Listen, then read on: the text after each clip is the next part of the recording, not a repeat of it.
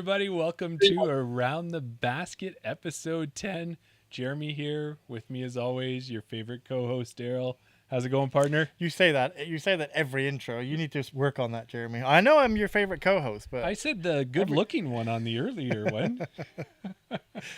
I'm doing fantastic. It's been a great night. We had Chris Hartman on the Chain Out podcast earlier. What a great guy. Learned so much about college disc golf. And this is just like a epic evening of guests tonight. So first thing we need to let people know is you can join us live through our Patreon on Wednesdays. There's a free way to join us and check out these episodes. It's usually around 8:30 p.m., a little later tonight because of all the good content we had earlier. And then after that, we do release it on YouTube just a little later in the week, so the Patreon members get the first shot at it. They can be live doing the chats and all that good stuff as well. We definitely do a lot more interaction with the chat. Yeah, we encourage it, actually. Yeah, we encourage it. Anybody in the chat. Get your questions in. Yeah, put your questions, interact. Daryl will be all over that, bringing those into the conversation. That's the only thing I bring to this podcast, Jeremy. That's one of the many things you bring to the podcast. And then last week we had Dina Talgoy from Dina Dyes Disc on the show. It was a great conversation. I learned so much about disc dyeing, and it was like the chat was just active with lots of disc dyers wanting to know more. So Dylan was in there, Sam was in there. Yeah, lots of people that dye disc themselves. Yeah, and we are up to 15 members on our Patreon. And I think the last time we checked, we had 332 subscribers on YouTube. So keep spreading the word. We really appreciate it. We get more peeps watching, more peeps hanging out with us. It just helps us bring you more great content and lots of discounts and giveaways and all that good stuff there. So now let's get to it. We got this guest. Let's get them on. We've kept them waiting long enough. This week, we are happy to have one of the best pro Canadian disc golfers on this show. And coming on to this show. Yeah. Last year, she took second place at Canadian Nationals. She recently was in Australia playing for Team Canada at the World Flying Disc Federation's World Team Disc Golf Championships. I think that's the longest one we've got, right? Give you the applause for that one. Where Canada took the bronze medal. Let's welcome Colleen McInnes to Around the Basket. Hey, thank you for having me. Oh, we're so excited you could join us. Hey? Absolutely, yeah. Yeah, and it's been a little while since we've seen you, and I think the last time we saw you, you were down in Australia. Yeah, I actually, when I went to go log in, it still said Team Canada. That's awesome. Yeah, it was great in time to talk to you guys too. Mm-hmm. Yeah, we did a New Year's episode. Yes, or it was the Christmas episode that we were looking back on the previous year, the 52, or I forget what episode it was, 55. Yeah. All our previous guests and all our previous episodes, and we kind of picked out ones that were kind of stood out to us, and we both were in agreement that one that kind of stood out to us was maybe one that maybe didn't stand out to everybody else, but it was just the fact that somehow through you we were able to get that all lined up, that we did a live episode for us on a Wednesday night, and it happened to be Thursday morning for you guys down in Australia, and that we arranged for to have Karen and Chris come on as well. I know Craig had mentioned that he kind of wanted a lot of the team on the course to support the rest of the team. We just timed it perfectly as well. When you just came off the course, we were just wrapping things up. You and Sophia joined in. Like, that was really one of our highlights of 2024, that episode. Yes. Yeah, and what a fun trip that was. That was crazy. Well, and tell us, because you were on that trip and you made it a true vacation. I think Chris gave us a little feel for that, and we kind of lived vicariously through your Instagram posts. But you got to do not just play in the tournament, but you got a good tour of Australia as well. Yeah, I would say, we were there for a total of 3 weeks, and it was just nowhere near enough to do everything, because there's where we went to Sydney first. Initially, we stayed there for like 4 days, and we happened to be there for Halloween, which was really cool. They do celebrate Halloween, but like kind of, I guess, differently. Like, they didn't dress up and it's such a weird thing to notice, but like they didn't dress up as like characters from like movies, like Jason or anything. But you would see like people dressed as like vampires, but they wouldn't be like Dracula or like Wednesday Addams, or whatever, vampires. But like they wouldn't be a character; they would just be that it was like kind of surreal because it was like less commercialized and like way more like about the spooky aspect. And there was this big uh like kind of festival they were having where they blocked off streets and had like all these vendors. And I think there was a video, Karen probably posted one, and I think I did, where it was like all these places to eat. There was a live band. They had like a concert where there was DJs and you wear the headset and there was 2 different DJs so you could choose what you listened to. Really? And there was like market, and it was crazy. So we just happened to be down there, and then we didn't know about it. We were like looking up markets, like just to go, see like vendors and stuff. And we found a advertisement for it and went down there, and we're like so shocked. But it was just the 4 initial days there. We went to Bondi Beach and did that and saw like the tower that they have, the bridge, the opera house, and then that was like 4 days. Okay. And then we went to Perth, which I would say is more like about the beaches and like the kind of everything to go do is very spread out on the West Coast there. So you kind of got to travel a few hours here and there to go see cool stuff. But it was like more, I think, connected with like nature and stuff like that. We went to the Pinnacles. We went on ATVs with Thomas and like sand surfing. Oh. And I think he posted a video of him throwing the disc in like sand dunes. Yeah. That was really cool.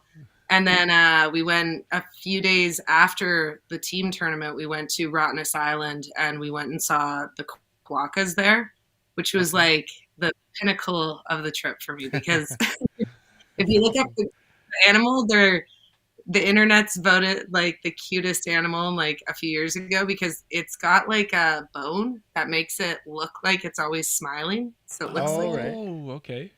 kind of like in the marsupial family. So they're like kangaroos and they hop around and they have like little rat tail things that when they sleep, they like hug their tail. Oh, like really? like poke, yeah, and they like hug it and fall asleep and it's adorable. But they're very friendly and like they only live on this island because they're endangered. So go there and see them and bike around. And Sophia had us do this like 30K trail do the entire coast of the island, and we stopped at a bunch of beaches, and I of course injured myself again. So oh no. Yeah. Right. Yeah. They're those guys.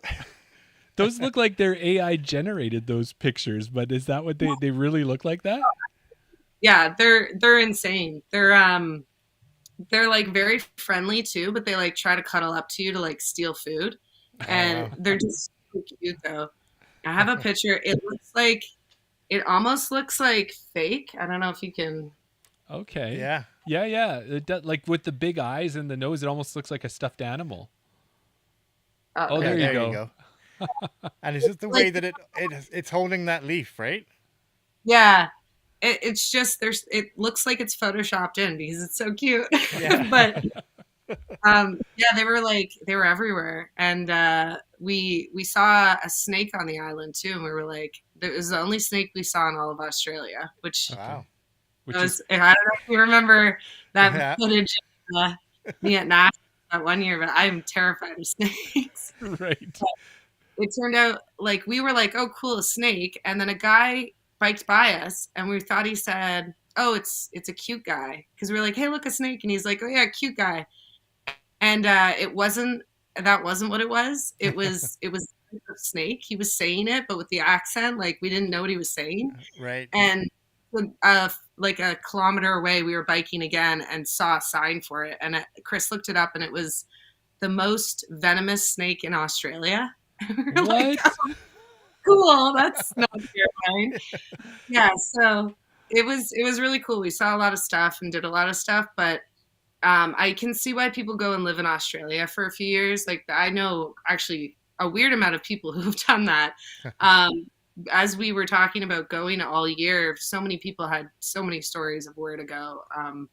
And a lot of people end up gravitating there because it's a bit slower of a life. Like everyone's very laid back. Like all the Australians were so fun to hang out with. And even the people that hosted it, like they were just very chill for how much stress was going on. Right. And like very good people. So I can see why people gravitate towards living there, because there's just too much to do. We didn't even see nearly all of what you could. We didn't even go to like see the Great Barrier Reef or anything like that. So, or what's that, Melbourne or something like that? Like that famous, everyone goes there and visits there because of like the coast down there and great surfing and all this stuff. And the guys went to that tournament before where they played disc golf in an inactive volcano.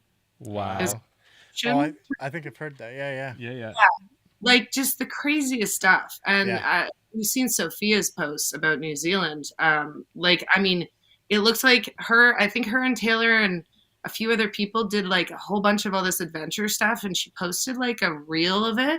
And it was just insane things they did. They were in like a boat, and then they were like hiking, and it was like hiking and like baby disc golf thrown in there. Yeah.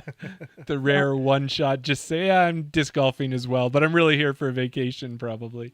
But and honestly, I think, it's a missed opportunity for the Pro Tour to not put New Zealand on there. Cause like, I understand their perspective of like, well, it's unrealistic for Pro Tour players to go all the way down there. Yeah, it is. I get it to not to do that every year. But like, that if they're not going to have a tour at that time, why would it not continue somewhere else where they can host a tour? Like, connect the rest of the world. And I know a bunch of pro players have gone down there, and like, I'm assuming they had the time of their life, because how could you not?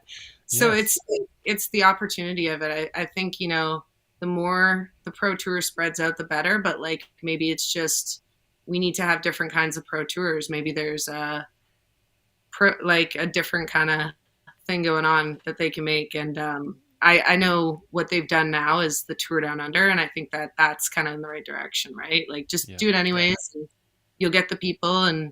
But it's really cool. Go watch, like, anyone watching, if you haven't seen the coverage, phenomenal. It's disc golfing in like another world. So it's very cool to watch. I think you've almost inspired. I know this would be probably quite expensive for players to make this happen, but to have like a world tour where maybe there's a stop or two in Australia, then in New Zealand, and then in Canada, and kind of work your way around. So it's not so centrally focused on the US. Obviously, that's a lot of jet setting. That's a lot of money, but it would be kind of cool to see something like that. Yeah. I mean, having Worlds in Europe is amazing this year. So I think it's more potential to get some people breaking out from Europe that are really good, but could not afford to go on tour and haven't had the exposure. And we might see some, really cool Europeans come out. Like we have actually last year, like there was a few of them that out of nowhere. And you're like, who are these people? Then they get a sponsorship and now they're on the full tour. And so I think that's kind of cool to branch out like that. But it does make me think of golf, where, like they do have a European tour and they have the US tour, and they, it's very spread out, and you almost want it connected, but it creates more opportunity. So, like even if the Tour Down Under isn't connected to the Pro Tour, I hope they keep doing that, because it creates that kind of prestige for that area. Yeah. And it will cause people to, it's a bucket list for a lot of people to go to New Zealand and Australia. So, it gets people down there and seeing your beautiful country, but makes your community also feel that prestige. Yeah. And that's why I hope Canada gets on board for, what Park Pro has started. I don't know how much they're going to continue or what, but I hope a tour ends up developing, even if it's like in 10 years or something. Like, it's just it's a slow process. But I think the more I've been talking to people about, like, various people have various kind of aspirations to grow the sport, right? Like everyone has their own idea of what will grow the sport. And I think a pro tour in Canada would create, like, if it was what Park Pro was doing, having it filmed, if you could get every province involved and you could have consistent coverage for a few years, I think you could get huge sponsorship, like for players, for events, for the tour itself. I think, that's something that I think disc golf has to evolve before we can get there, Mm-hmm.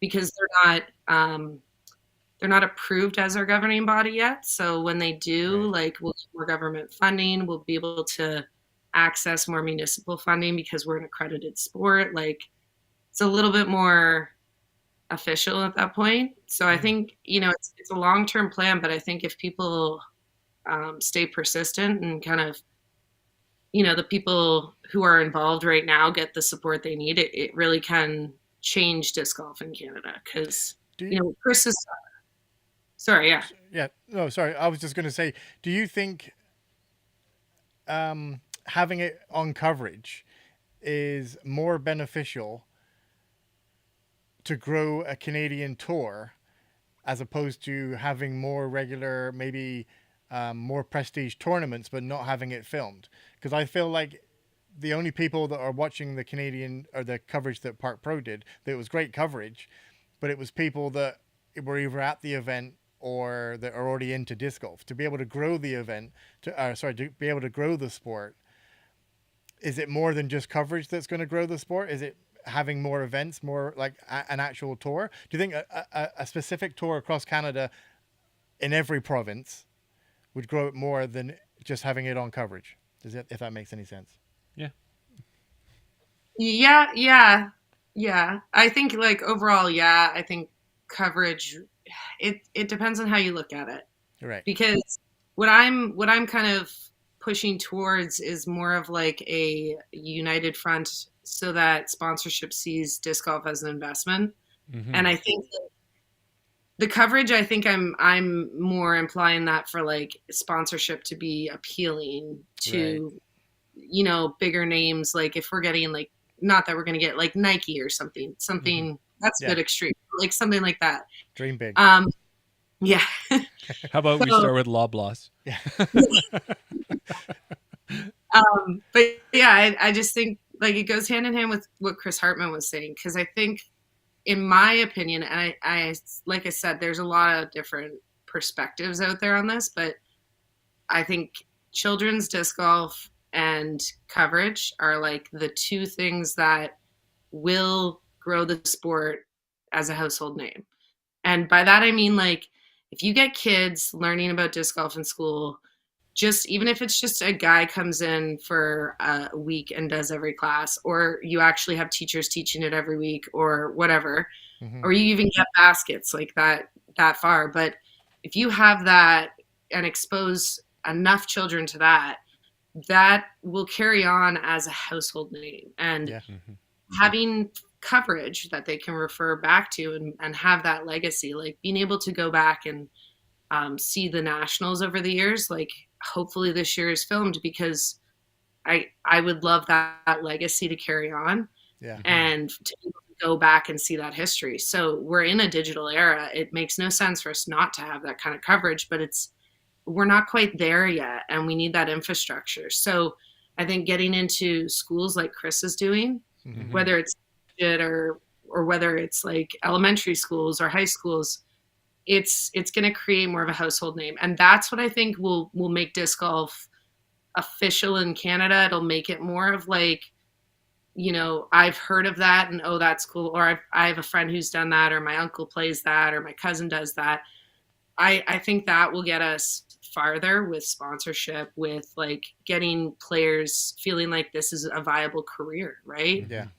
You've got 4 universities going with kids down to the States, and what are they going to do? Go finish their degree and move down there and live in a van? Like, if they can get notoriety enough to even get on tour, like, that's their dream right now. And how cool would that be to be a Canadian tour that you're getting on, right? Making that even just as an amateur pro, right? Like, you're making money, but not a wealth amount, but being able to actually have it as a viable choice to tour in Canada. Like, that, I think, ultimately would be how we get there, is through kids and through coverage. But like I said, like, there's so many other ways: installing courses, having clubs, grassroots, like having funding for women, youth programs. Like, there's different ways to do it. And I think there's no one right way, but like, that's where I think I like to focus my perspective is on how to grow those kind of aspects. So, Yeah. Well, you know, with what you're saying there, and I'm going to throw out an idea at you to throw it on the board. I've thrown it at Daryl a couple times. He's had mixed opinions on it. But one of the things we hear about the Canadian Disc Golf Tour side, like we love it, but people say it's hard to traverse across our large country and to get back and forth, which we know because a lot of players, like you said, there isn't the money there in these tournaments yet to just do that. So you have to have your day job and then you've got to find money for travel, go to these events and maybe cover some of your costs, maybe not. What do you think if we were to instead take the A tiers that are out there? And there's pretty much, when Daryl and I looked at it, there's almost an even split between East and West. And then maybe have kind of the Western Canadian Disc Golf Tour going on, so it's a little bit closer for those athletes, the Eastern Canadian Disc Golf Tour going on, and then each year we make a big deal out of nationals where West meets East and wherever that is at nationals and has that competition. Do you think something like that has legs or could maybe bring us to that next level? I think that's a great idea. The only issue I have is like I plan to go to BC this year mostly because we have a lot of friends out there now, but also my brother lives out there, so we try to go visit. Like he comes here every year, and it's a lot, so we try to go there as well. So I would that count for me? Like if I'm, Exactly. if I'm West Coast, like do I get to go to the West Coast? Is the like how does that? Well, You have to.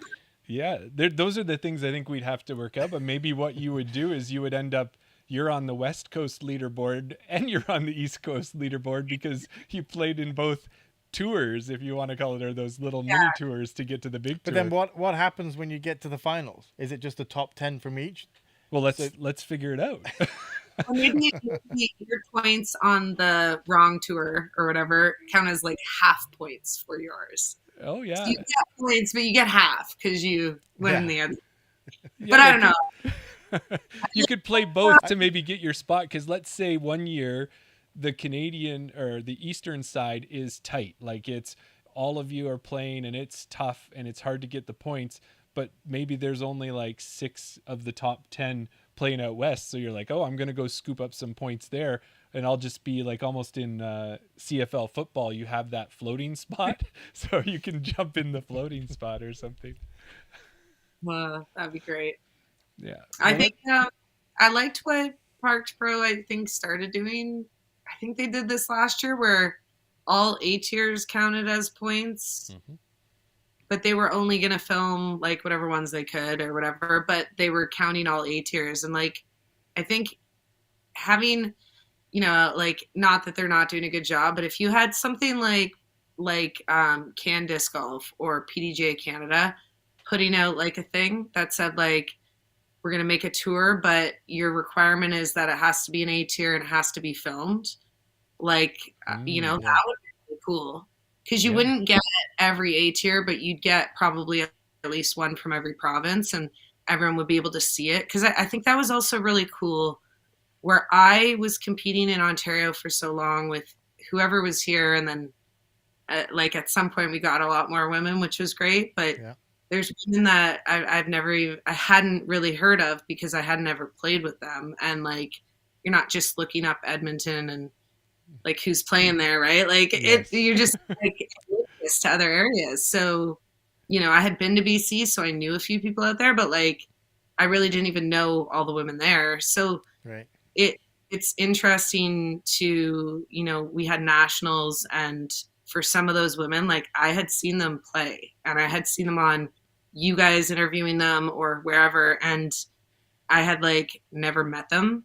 Right. So it was really cool to like already know like who these people are, and as a pro it's cool, but like I think as amateurs too, it's cool to know all the kind of pros in Canada, like even if they're not touring, like they're kind of our people to cheer for. So and you're probably cheering for your pros from your province, right? Like when you even if you're not there, you're like, go this person because you can play with them.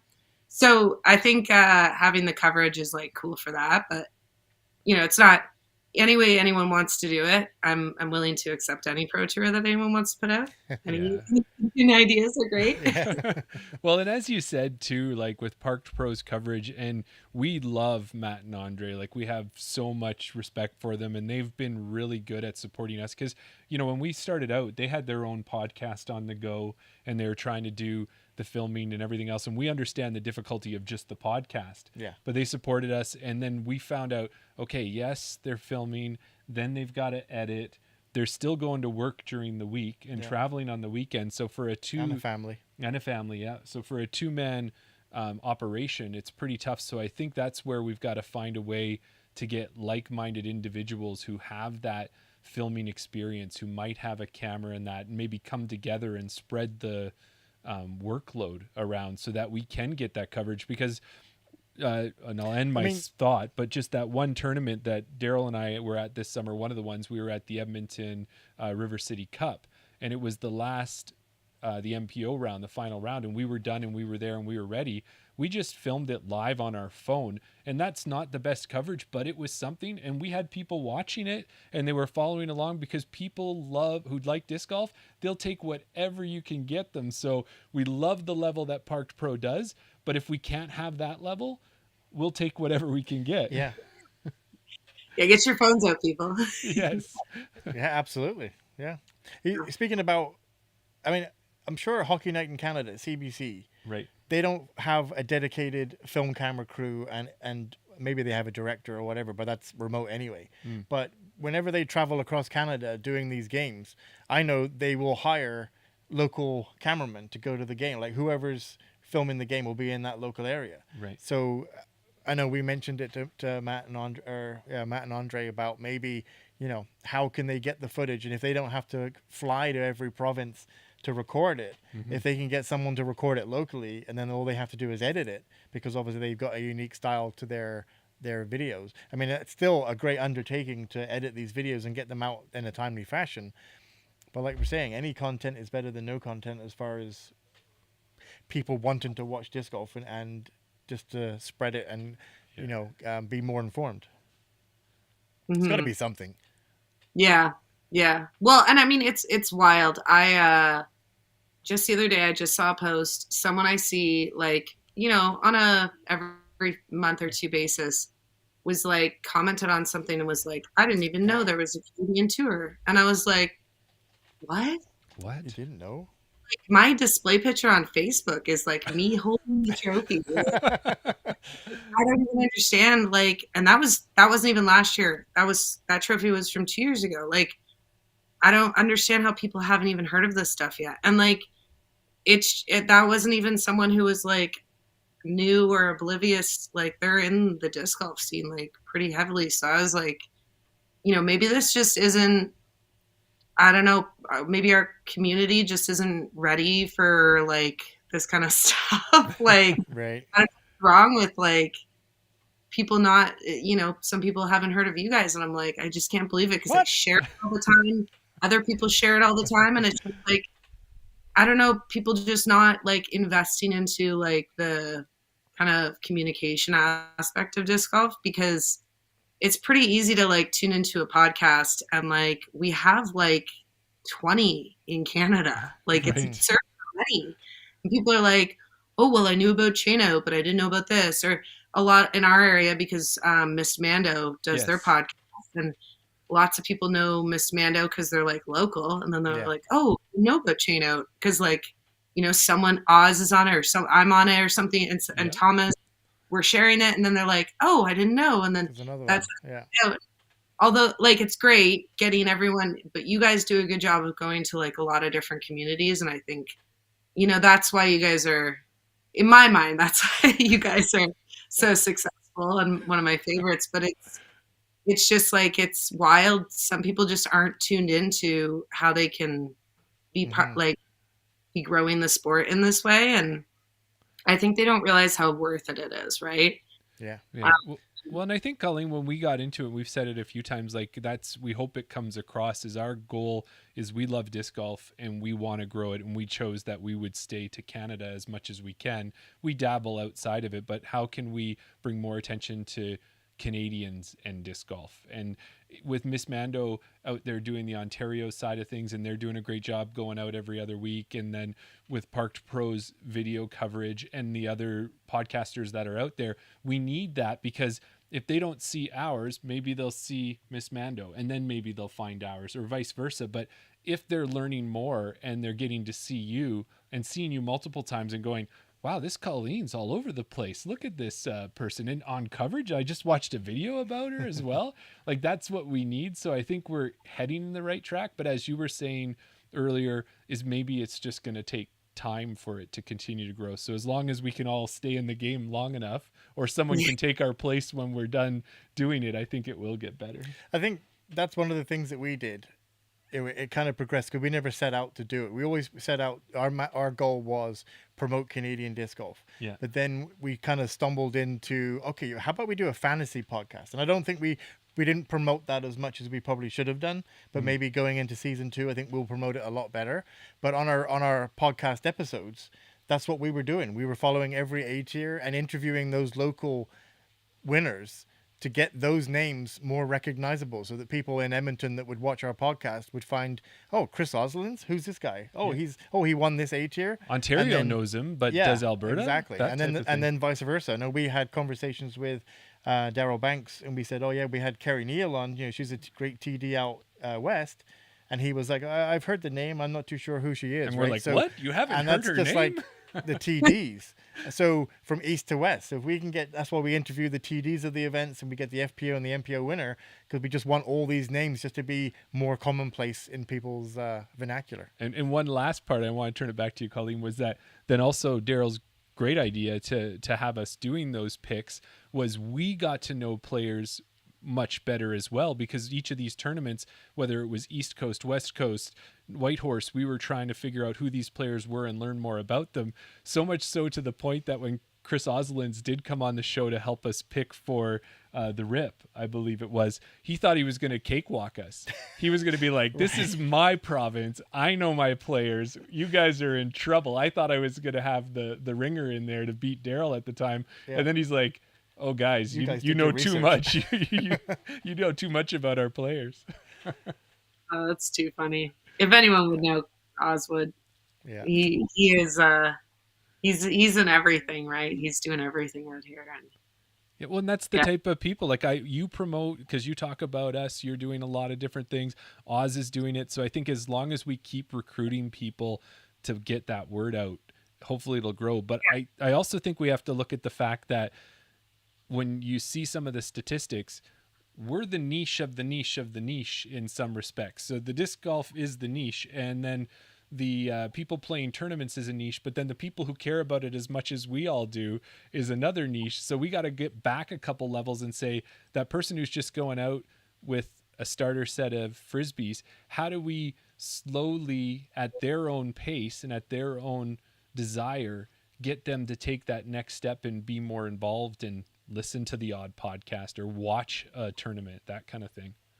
Yeah, right. I think it's more the community aspect of it, right? Like people are, it's like I said, like someone in my own community where like they're on my Facebook, like I've shared stuff and they just don't see it, right? Like, so, I think you guys are on the right track, and I think it's like I said about getting a tour. It might take 10 years to get a tour. Like it might take a year or two to really get some traction, but like, I think that like, we are obviously craving it because there are a lot of podcasts out there and they all are different. And I think one of the reasons I like yours so much is because of how like, take this as a compliment, but you guys are like very cheesy and it's so that's all Jeremy. The chain out together. Oh my God. It's one of my favorite parts of your episodes. Like it's actually why I always try to watch to the end because it's so fun. And I think that like, there are a lot of people like Chris, my partner, would probably like Miss Mando because Sean does all these stats on there and stuff like that. Like he loves all those numbers and all that. So it's different appeals. Yeah. But when people say they haven't heard of something, I'm like, I don't get it. Because like, what do you not talk to anybody when you play and stuff? Because like, I think that's where a lot of it comes from, is like going to clubs and being in chats and being in groups and people posting and sharing stuff and sharing memes and sharing, like sharing clips and moments. And you're like, oh, did you see this? And I think that is where like a lot of this stuff should be shared, right? And like, Right. Maybe you guys doing little like clips of funny, stupid things that happen, and those can go very viral, right? Like if someone's like, oh, well, and like listen, speaking really funny story or whatever. Well, speaking of that, like I just noticed that Brooklyn had posted, and her shot there where the wobbly blow up air figure was off the tee. It's hit 1 million views. So some of those things, it's just that there's that lightning in a bottle. We just have to catch it. That's it. That's exactly what I'm talking about too, because it's such a like I was thinking when I saw that today, I was like, it's so funny because she's had so many cool videos that she's posted and like amazing shots she's done or funny things that have happened. Like there was that one where she had to wait for the deer to cross through and like funny stuff, but like it was the wacky wavy inflatable arm flailing too, man. Like it's and how cool awesome. And like her hesitation of like not even wanting to throw because she's like freaked out by it. It was very funny. And like I think that's what most people share in disc golf is like either really crazy stuff like, oh, this crazy bounce or this crazy ace, or really stupid stuff and really funny stuff. And there are a lot of people out there making parody disc golf videos or songs, and like there was one artist, that one guy in the States made that like KK guy, right? Yeah, like funny stuff like that is like huge in disc golf. So if you can hook them with humor, which I think you guys are doing a good job, it's just, it takes a while for it to like kind of get everywhere and get into all those little communities. So, but I think also people got to support and rep, like do stuff. Yeah. You guys got a Patreon. It's not hard to subscribe and like things. You try to make it as easy as possible. That's for sure. But it takes some time. Well, but go ahead. Just like, you guys you're doing it and it's getting there and staying and doing it and, being there for the community is huge. So I think you guys are doing amazing already. Well, and I would say this. Thank you. Yeah, thank you. And I would say the same to you, because one of the things that I realized by you coming out to nationals last in 2024 there to Clearwater and getting a chance to catch up with you and meet with you, and it felt like we were like best buddies in instantaneously because of interviewing and that type of thing, and I enjoyed it. But what I really recognized was you are getting leveled up, because there was at least one person who came up to me and said, "Oh, that's Colleen. I wanna go and meet her." And I was like, "Well, you just go over and meet her." I'm like, "Just go and say hi." But they were actually a little bit nervous about it because we're finally getting that level up. And then that's where I said, "Oh, well, just come over with me. Let me introduce you, right? Let's go say hi to Colleen," because you guys are getting that status, and that's an awesome thing too. And I think it's important. It's like nobody wants that to go to their head, but if we can have these people at the top of the sport that people are looking up to and are kind of putting on that pedestal, that's going to help grow the sport in my mind. I think you always have to have heroes in sports. Yeah. So that's cool. It's weird too, because like I play so much in Ontario, and I've played for this year's 10 years with the PDGA, but 11 years. And everyone knows me here, so it's like nobody cares. And like, it feels like that sometimes. Like I know like all my friends are cheering for me and stuff, and like we're just generally cheering for good vibes, because like all the women around here are, really, really great in their community. So we all have like our own little pockets of people who are like, I hope you win and great job and like really proud of you. And then, but everyone is still cheering for everyone. So we have a really good vibe here, but like, I don't feel like a celebrity or anything. Like, you see like Chantel coming to a tournament, and like, she literally does have people fanning over her, like come watch her rounds when it's just like us doing provincials in like Muskoka, and you're like, oh, okay. there's like 5 people following us. Like, I don't know any of them. They're definitely like here for Chantel, and then after they're like asking for signatures and stuff. But like, she just has such a big fan base because of YouTube. Mm-hmm. So, you know, I see her and Thomas because they're on tour, right? So, and you know, we're just like normal people to everyone. So it's like, even if you meet Chantel, it's still like you're just still Colleen. But I think what it is from our experience when we first started, we was always like, oh, if we could get Thomas, if we could get Chantel, that'd be the pinnacles, and Colleen. You know, obviously we're working our way up. But when we first got Casey, or when we spoke to Matt and Andre, we were thinking about doing this, and he said, oh yeah, just reach out to Thomas. Like he'll be fine. He's a cool guy. He'll be more than happy to come on. And with you, and with Chantal, and with Casey, and with everybody that we've interviewed, we see your names. We know that you're the FPO, MPO, champions or top pros in Canada.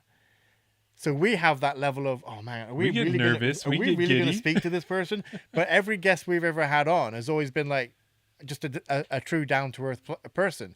So for you to say everybody knows me here, it's just because they know you, and it's the same with everybody. If you were to play regularly with Thomas, it would just be Thomas. Yeah. But because everyone knows you locally, you're just Colleen. But from somebody who hasn't played with you, and it would be vice versa. You're right? big out west is what I think Daryl's getting at. Yeah, exactly. Yeah. But people didn't the person that you're describing didn't need to come to you to say, Jeremy, can you introduce me to Colleen? I'm sure that person could have just walked right up to you and said, hey, yes, Colleen, I'm a big 100%. Fan of yours. Will you sign this disc? And you would have been totally fine with it. But it's just that it's not like it's when you say put them on the pedestal. Really, everybody's just down to earth, and everybody's open to having a conversation anyway. Nobody sees themselves like that. Yeah. No, and it's. I think it's more surreal for like some of us than others. Like, Sophia and Thomas. Like Thomas loves it now. Like, but I think when he first started, like he was pretty shy. So it's kind of funny to. His interviews when he first started, like you could just see how nervous he was, and like he's so thriving in it now. Like he's so comfortable, and like especially when people come up to him, like he's so professional at it now. But it's kind of funny to like be standing right next to him, and like people come over and are like, "Hey," and fanning over him. Like they have. Sometimes they'll know who I am, but like they don't, they're not like, oh, can you sign it too? And I think like that's part of it is like, I am not looking for that at all. Like it's a little overwhelming for me. Right. And I think that it would be very hard for me to kind of do what Chantel does or what Thomas does or Sophia or like, any of those people who are like big. Kat Johnson too. She actually like, she's a huge fan base because of just her posting so much on Instagram. Like she posts all the time. Yes. At disc golf. So, and Karen Martell, like. I was just going to say Karen. We can't leave Karen out.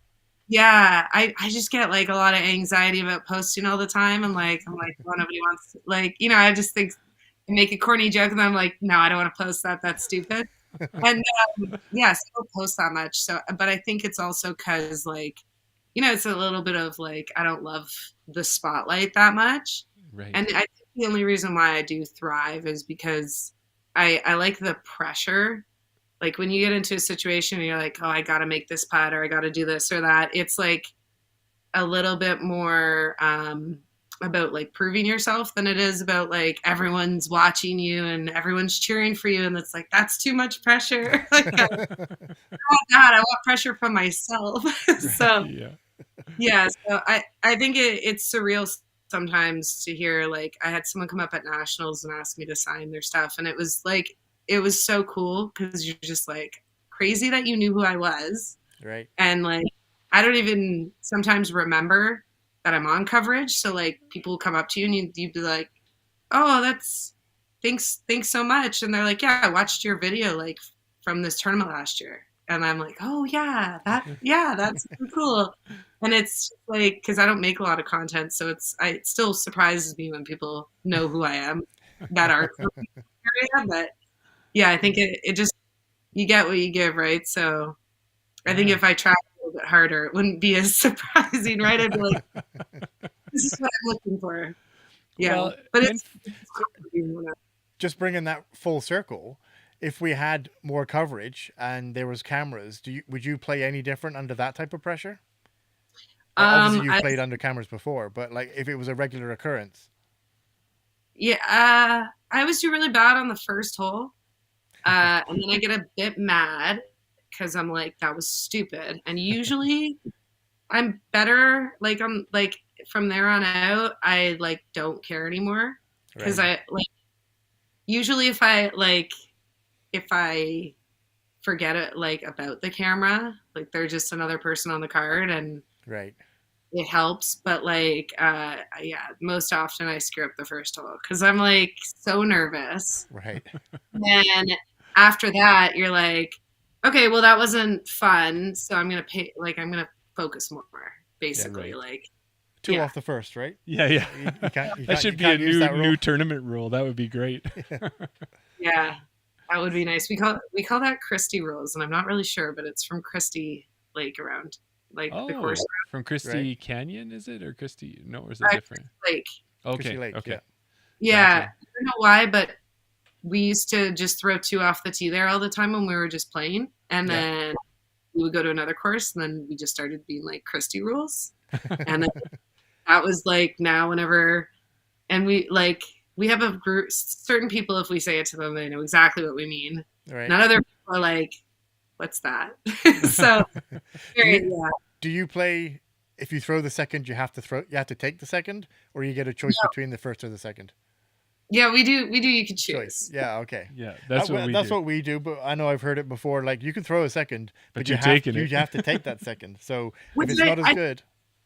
Yeah, I mean, I get it, but I think it's silly because like you're not trying to like, I don't know, cheat the system or anything. You're just trying to like correct what you did wrong, right? Right. Yeah. Or like, or you're like, I did the back. I just want to try the forehand. Like it might be a better shot. I just want to try both lines. Like that's not necessarily. I don't know. I don't like. You have to take it. Yeah. Well, Daryl and I also, the way I try to reason it for him too is I'm like, if this was a tournament and we were coming out, we would find the throwing area and throw a bunch into a net or go out to the driving range or something like that. We're stepping onto the tee cold, and this is our very first throw. We can take two. I think it's fair. Yeah, especially in the winter. Yeah. Yes. Yeah. Yeah, definitely.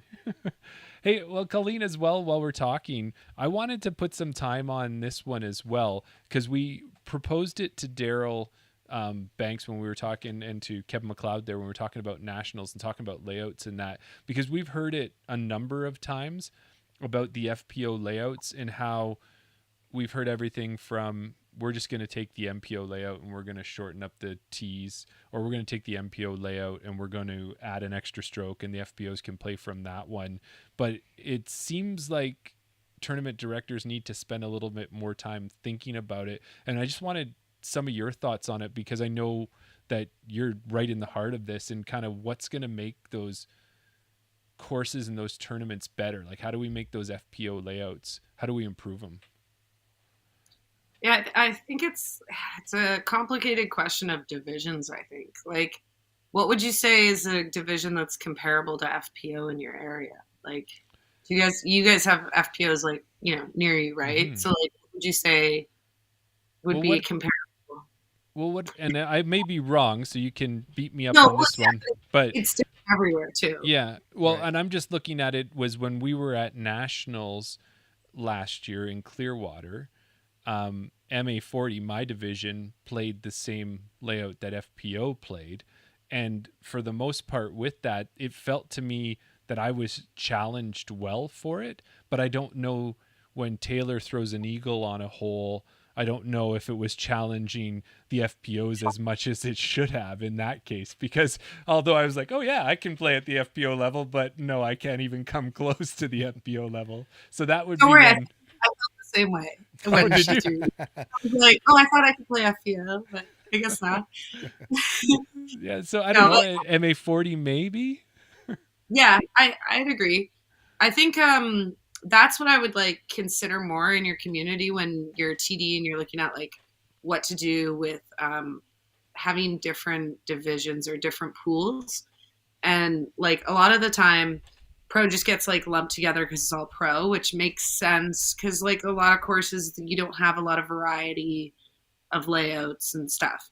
Right. So I get that. But then other times it's like you have a lot of options. And like for nationals last year, we didn't even play the same course as the MPOs. Like our 2 rounds were at one course, and we only played the ski hill once. So it was just like more because they wanted us to be like propagated separate, I guess, which I liked. And I think if you do that properly with the right way with the community, it makes more sense. And like it depends on what you're doing. So for nationals, like they had enough people to make it make sense, and they did a good job of splitting up the divisions. Like maybe they would change some divisions in the future. Maybe they would swap them into which pool they went into, but I think it made sense. And when you're doing a smaller tournament, like a local tournament, you kind of have to look at it different because you have to be like, well, maybe we only have longs or shorts, and we can't really move the baskets. And it is a bit more work, but I just think that like it's on the TD to like kind of consider the idea of like doing maybe half short, half long, like you alternate tee pads, or like you know, certain ones you do short and certain ones you do long, to just give the like variety, but don't do that for one division. Okay. So like I really don't love self-isolating FPO. We had it happen at 2 different tournaments last year, and it was fine. Like everyone kept being like, yeah, but Colleen, look at the ratings. If you look at the ratings, they're like the same as what you would get in that division. And I was like, I understand. So like, what's the point? What's the point of doing that? So like, why would we play when there's 6 of us in a division, the only 6 people playing that layout? Right. And it just feels weird. And especially when you consider that, like, I would agree, I'm MA 40, and certainly like, it depends on the pool you're looking at. Right. We had a big pool at that one, right? So like MA1 and MA2 are questionable. Like I would say sometimes MA1 should be in the same pool as FPO, because like, you know, if we're playing a 2-round tournament, I just don't think MA1 should play the same layout as MPO. I think I've been on this for a while that I don't think we're growing the pro divisions the way they should be. And I think that people are kind of allowing it to build up a lot, and we can't expect people to move up to pro if they get to play the same layout every tournament as pro and just play in the amateur style and just keep going, oh well, I'm not good enough to play there yet. And like I think a big part of that, the reason why I feel like that needs to change, is because everyone who moves up says like it's so good playing with better people because you learn so much more. Like you learn different strategy when you're playing with people who can throw further. That just is how it works, because you learn how to change your thinking about the hole. And so I think, you know, when we allow the division like FA1 playing exactly the same as FPO in a tournament that's 4 rounds, that shouldn't happen. Like it just because then they might as well just play FPO. And that's why we don't have a big FPO division. Well, that's not why we don't have a big FPO division. We're just growing. But like the MPO division, because we could have so many more at nationals every year, but like the guys just don't feel comfortable moving up in their own communities. So they're never going to go try it out there. So like, it's kind of like up to the TD to really like the community to really make that push. And I think one way is to limit how much we overlap. So I always think that MA1 it depends on the course. Right. But they could play the same layout as FPO, but you know, they could go in the MPO pool, and that's kind of up to the TD. It depends on like I think the length and the pars and like the challenge of the course. And I think a lot of people feel like MA1s would complain if they're not playing the same as the MPOs. So sometimes they will do it because they're like, well, that's what they want. And like, that makes sense. But like, you know, it's not going to grow the MPO division. It's just going to keep those guys down there. Well, So and I think I've felt the same way as you with that, is that even when we were talking and it was newer to us to say MPO has a minimum rating of 935 to register for it, that's one thing that can kind of make a difference, because now it almost makes it like, oh, I've got that rating, maybe I can play it now. Or like, oh, I got to get my rating up so I can try to play at the MPO or the FPO level if there was a rating as they grow. But then the other thing with it as well was changing the layout for the MA1 and either shortening a T-pad or changing something up really also motivates them, because like, well, I want to play the MPO division. Okay, go play MPO. You want to play the MPO layout? Go play the MPO division. Then you can play yeah, it. It's right there. It's waiting for you. Just go join it. And then say, "Oh, I don't like the MA1." Perfect. Go play MPO then. Right? Like you can kind of push them that way. yeah, and a lot of people might say, well, I don't want to play in the MPO division and like weigh them down. I I I know 20 MPOs that would happily take your money. Go play with them. And it like you pay your dues, right? Like I lost an entire year. You can look it up. I lost a whole entire year. Every tournament Sandy was in, I could not beat her the whole year. I won a few tournaments, but she wasn't playing them. Like Right.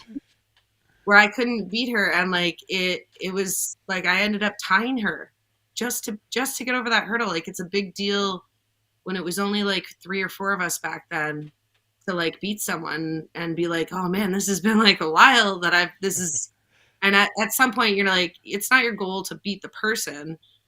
You gotta like be like, okay, I just want to beat my round rating every time, and eventually you can beat the person. But like, you know, just because there was only really 3 of us in the divisions at that time, it was huge. And I think these MPOs or these MA1s moving up, they're like, well, I'm never gonna get cashed out or whatever. And it's like, yeah, but you can. You just, you know, you have to pay your dues. You have to progress up through that division. And you can't always just look at, you know, someone joining and maybe shooting up really quick. And like, you know, it's your own kind of journey. So like, I think a lot of excuses are made, and that's their own thing. If they want to stay in MA1 or FA1 their whole lives, whatever. But, you know, you see a lot of people jump the gap too. They'll play FA1 and they'll switch to FP40 or play MA1 instead of playing, or sorry, they'll play MA2, and instead of going up to MA1, they'll go to MA40. Or they play MA1 instead of going up to MPO, they go up to MP40. Yeah. Because it's kind of like, it's not really a sidestep, but it kind of is sometimes. So I think, you know, it's just people being scared and, you know, like take the chance, but it's not for everyone. So it is what it is. But I think like having that, changing the layouts and being like, you know, these are the groups that go together. So like you said at MA40, and I very much agree.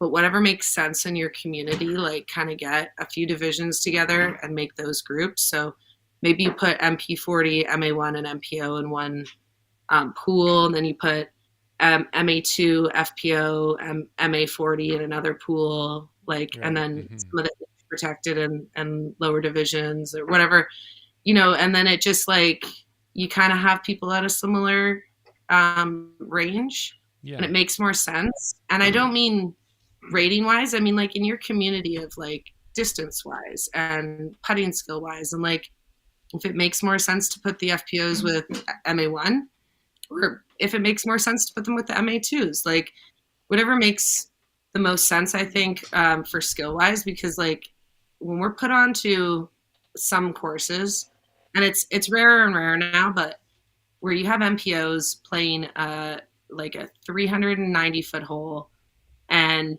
they're all birdieing it, every single one of them. And we're just like, I hope I can get close enough to make my 40-foot putt or whatever. And maybe I'll get close enough to get in the circle, but that would be like an amazing drive.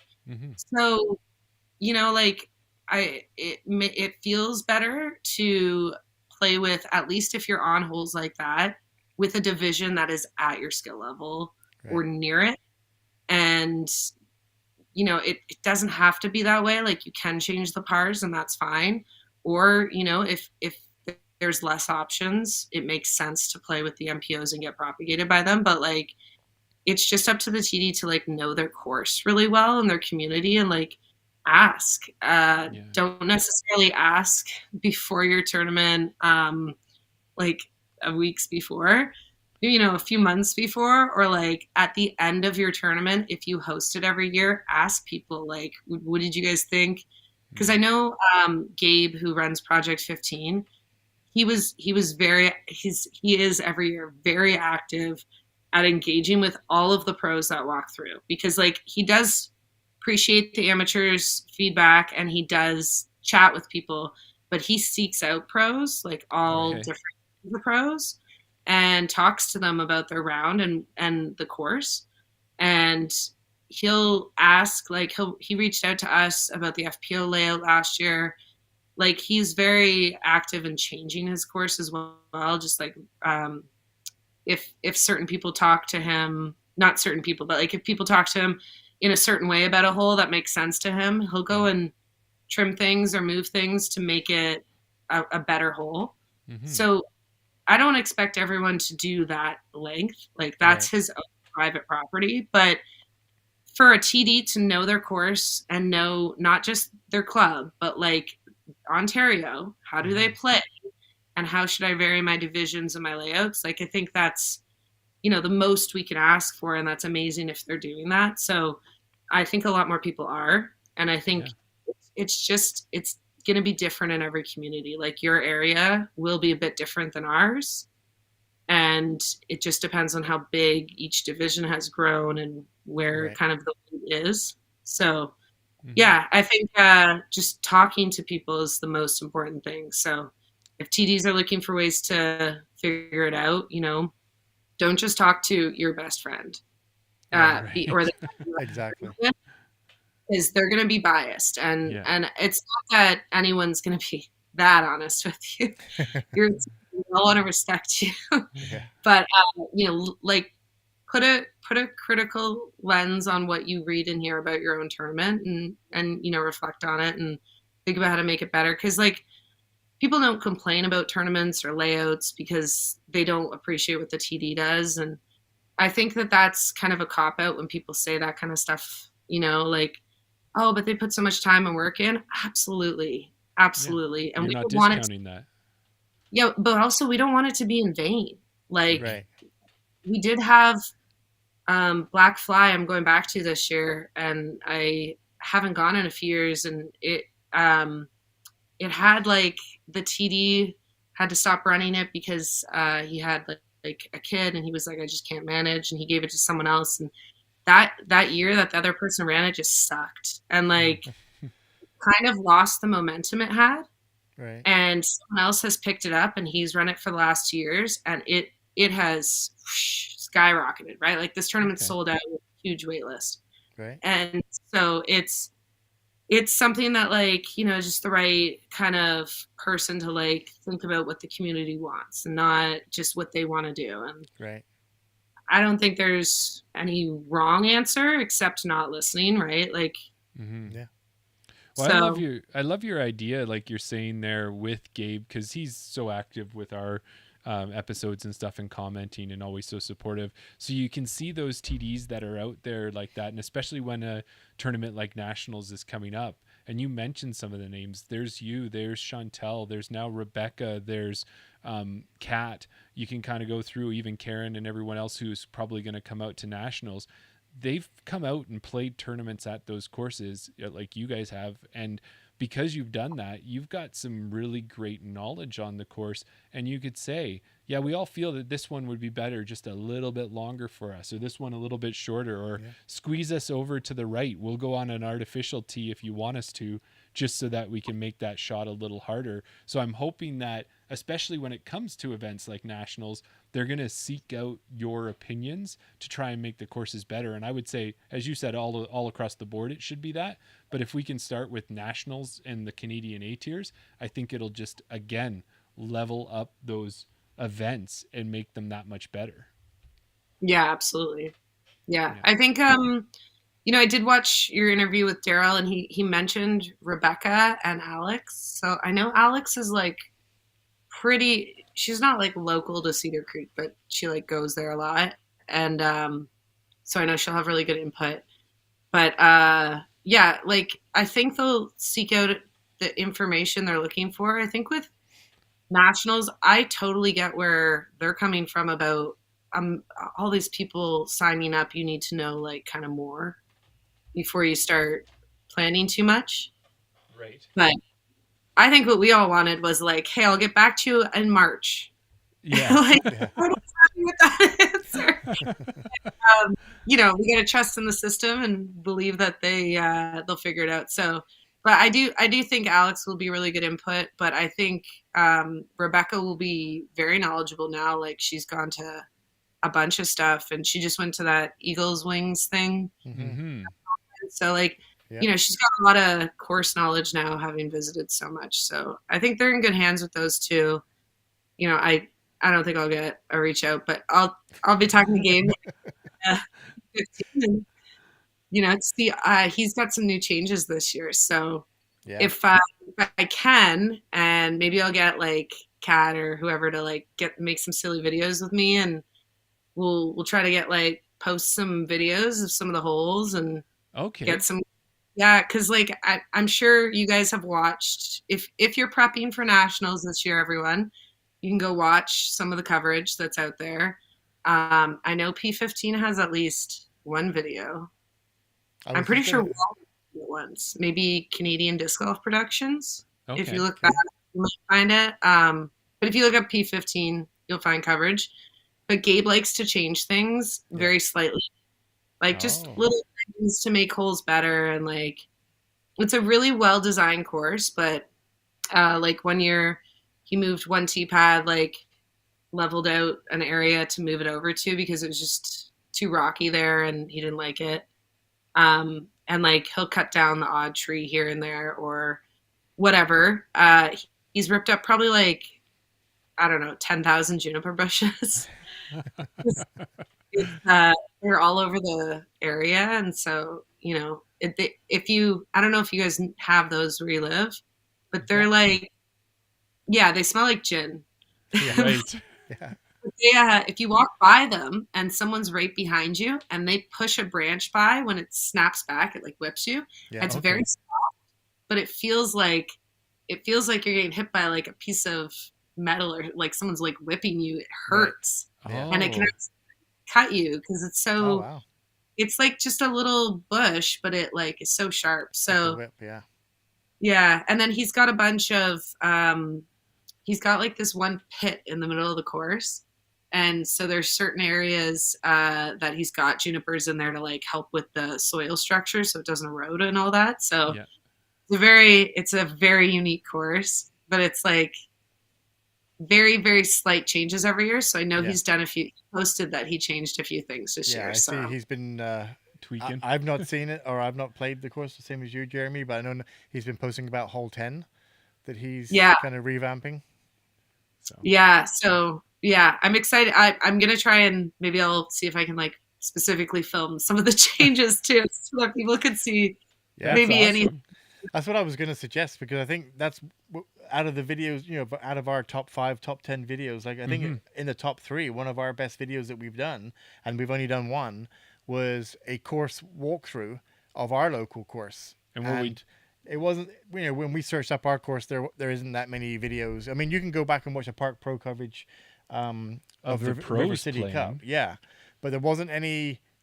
What we wanted to do is we wanted to put out a video so that if any AMs were coming to, you know, from out of province to play the course, at least they had some sort of, they could watch it beforehand to get like an AM perspective of how to play this hole, what to look for, things like that. So even if there is coverage out there of these courses, if you want to do more stuff like that, get Brooklyn involved. I'm sure she'd be up for it. Yeah. Just do course walkthroughs. And it doesn't have to be a full round. We didn't do a full round. It was basically you're standing on the tee pad saying, here's hole 3, you know, it's a dog leg left. You know, common misses to take it too tight. You hit the corner. What you want to do, throw something wide, land in the fairway, and then jump up the fairway. This is your kind of typical landing area. This gives you a great look at the basket. Should be able to tap in your par if you're an app. You know, just something along those lines. Maybe we should go out and help with that one. Well, we have another course in the works. Oh, we yes, have to we revisit that. But yeah, we just wanted to put out the coverage just to make people coming in from out of province or out of town even, not necessarily out of Mhm. province, just to give them some sort of guide, because it's good getting the caddy books, but I'm sure you've seen caddy books where It doesn't there look... might be like a little green blob on the caddy book, and when you get there you think, oh, okay, that's just a tree that I've got to get around, and then when you get on the course, it's not just a little tree, it's a whole big bush, it's a whole dense forest that you have to go of around. junipers. Yeah, of junipers. So just having that little coverage, if you wanted to do that sort of thing. Yeah. Yeah, that sounds great. I will definitely get Brooklyn in on it with me because she'll get me more views, right? Yeah. That's right. You'll just have to bring the wacky wiggly guy Flailing. with you on there Yeah. too. Well, hey, Yeah. Colleen, I know we're keeping you late. Do you think you got time for a quick round of Jeopardy? Do you think we can hammer one out? Oh yeah, sure. Okay, we'll do that because I know we could talk to you all night, and where we'll is do it? that again too. It's going to be on our Google Drive, so you're going to have to go grab it there. You keep talking. I'll And get it. so what we did was last time Daryl went up against Dina from Dina Dies Discs, and what we did is, opposed to like the whole buzzing in with Jeopardy, it's just we take turns. So you'd answer a question. If you get it wrong, Daryl has a chance to answer it. Then he starts and picks the next question. We go back and forth. I keep track of your money, and then we do Final Jeopardy where you can bet it all or whatever and see who's the winner. So we've only done it once now, and Daryl is on top. He's one win, so we need you to knock him a peg down here and get him off that high horse. So Okay, let me just check to make sure. Yeah, okay, we're good. all right. So can you see it there? Okay. Yep. All right. So we got our Jeopardy board, and because you're the guest, you get to go first, and I'll tell you a little bit about the So I just different click, right? topics. Yeah, you just have to click there. There we go. So we've got 1 to 500 there. It's a little tight from the top. Daryl, if you can give me a little room to see the first topic. You could just look here. Oh, okay. Sorry. Yeah. So we've got disc golf manufacturers is one. Then I went out to Statmando, and what I did was I picked best Canadian major and elite finishes by FPO players in Wow. Canada. And then I also picked MPO. So what I'll tell you about those two rows, because I'm going to give you a little bit of a help.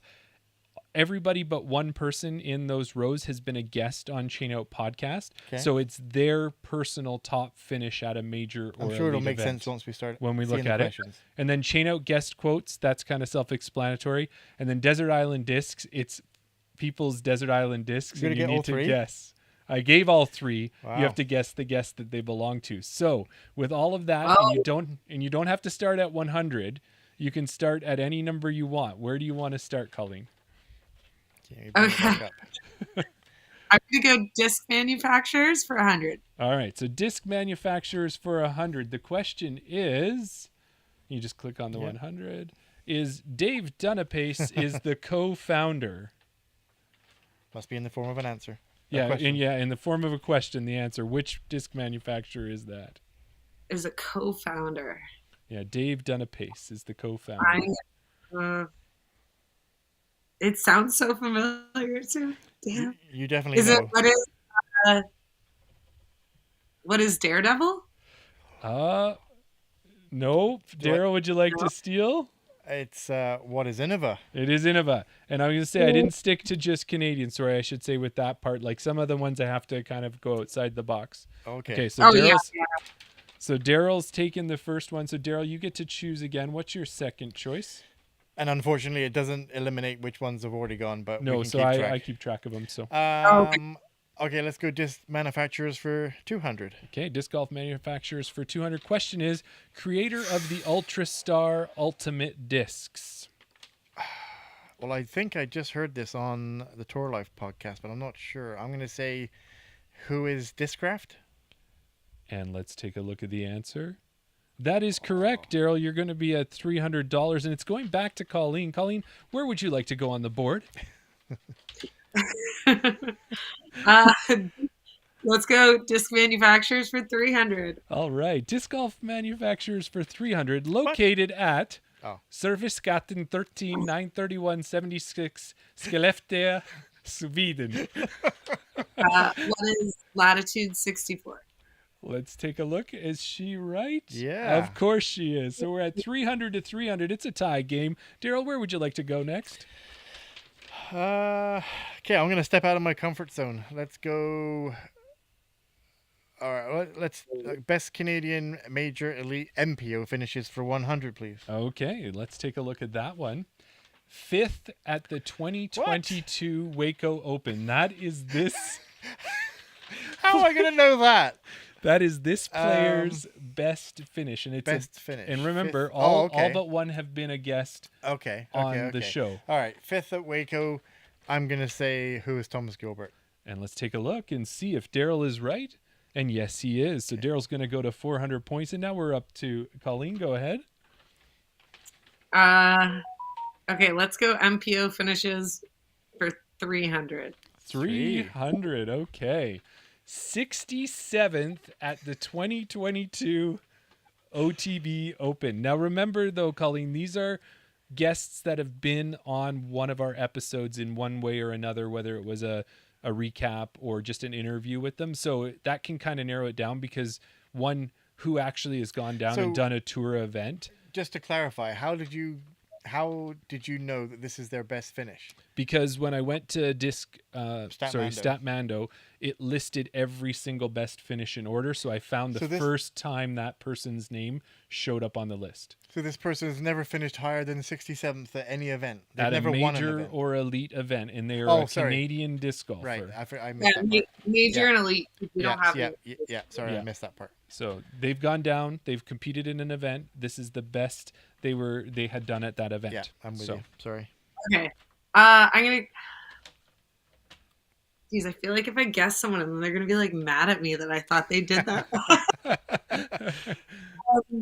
Okay, people on tour, right? And who have gone on tour before. They've gone. They don't have to be on tour though, Colleen. They might have just went for an event. But I would say I know. Okay, go ahead. 2020 probably were like doing something. I don't know. I'm gonna go with. Sorry, one more thing I want to give you before you answer.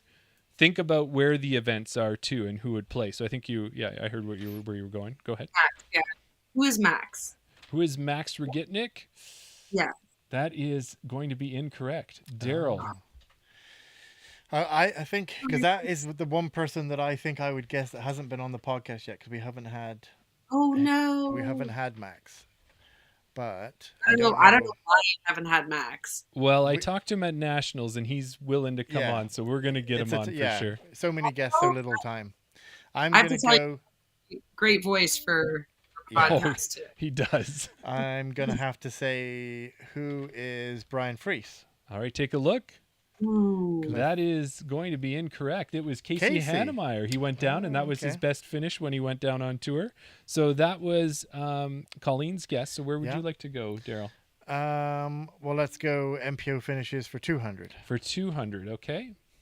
9th at the 2019 Green Mountain Championship. 9th. Well, I think if I say this person, I think they finished higher than 9th, but I'm going to say, who is Martin Hendel? Let's take a look and see. I believe you are correct. I forgot I should have the answers. It is Martin Hendel. Okay. All right, so 600 to Daryl. Yeah, so that was Marty's best finish on a major or elite. Right, I thought he might have finished higher than that, because I know he's had a few good finishes, but... Okay, so Colleen, we're going to hand it back to you. So column 1 is down the first 3. We have 400, 500 left. And same with the MPO finishes is 400 and 500 are left. Let's go back to disc golf manufacturers for 400. Okay, so disc golf manufacturers for 400. Company name means throw plastic. Oh, wow. That's so weird. So I'm doing better. Daryl said I made them way too easy last week. They were easier than this. Yeah, but this one, if you think this one through, I think both of you can figure it out. So the disc golf Castoplast, you are correct. Great answer. So you're at $700 and you've taken the lead. Daryl's at $600. Oh, Daryl, which way would you like to go now?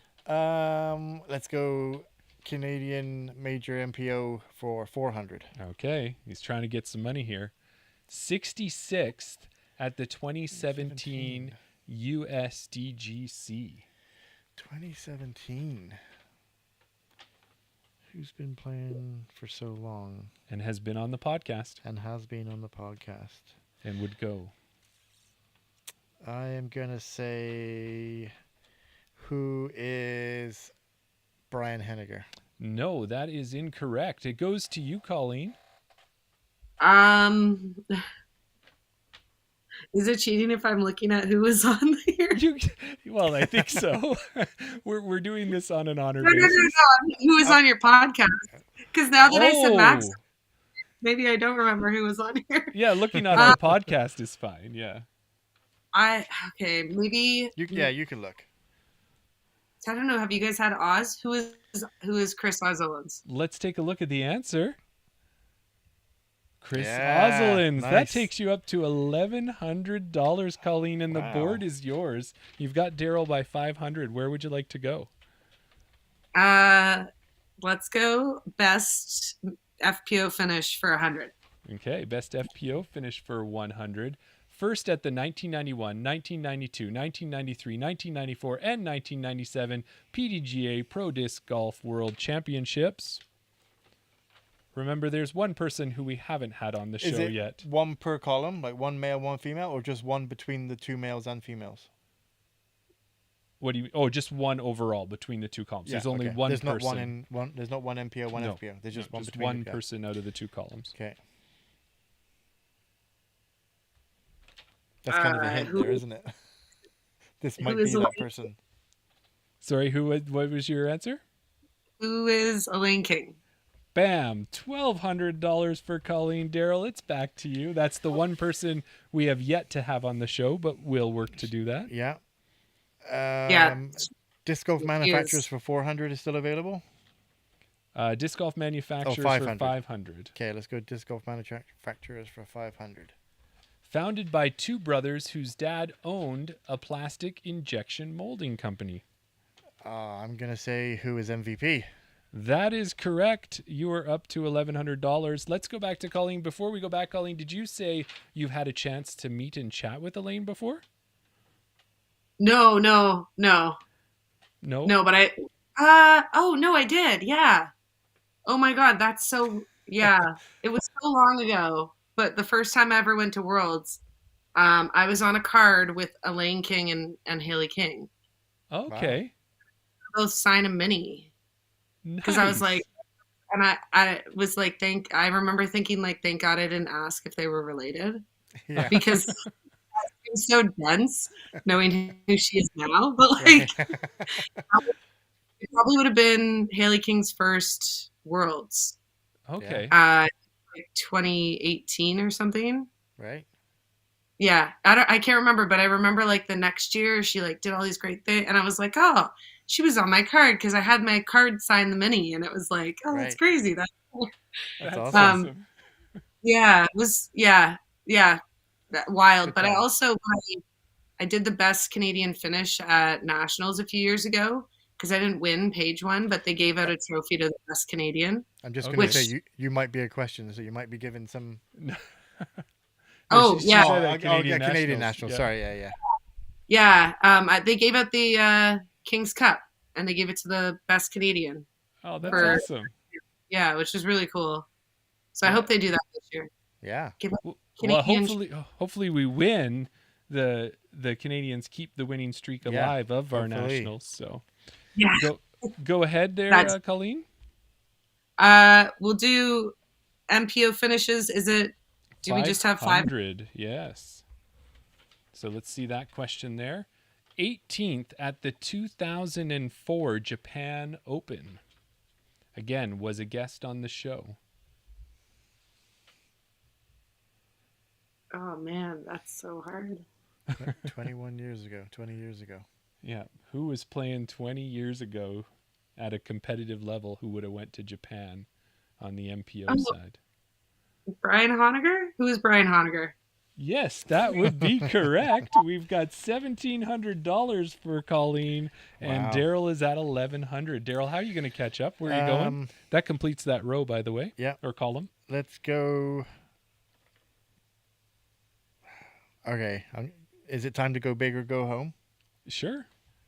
Okay, let's go chain out quotes for 400. Chain out quotes for 400. On dealing with the haters. Now, when I'm actually making money and they're down in their basement playing video games. That would be who is Mason Howard. That is correct, Daryl. That's Mason Howard. Some of those are going to be deep cuts, so make your money where you can there, Colleen. So we're back to you. Great quote.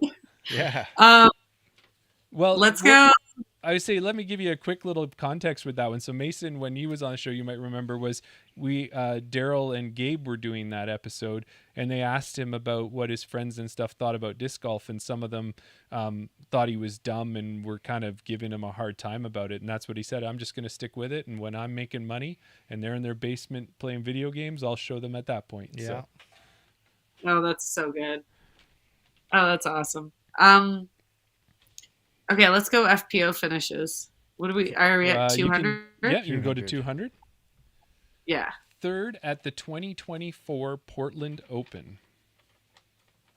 Ooh, that's got to be Sophia. Who is Sophia?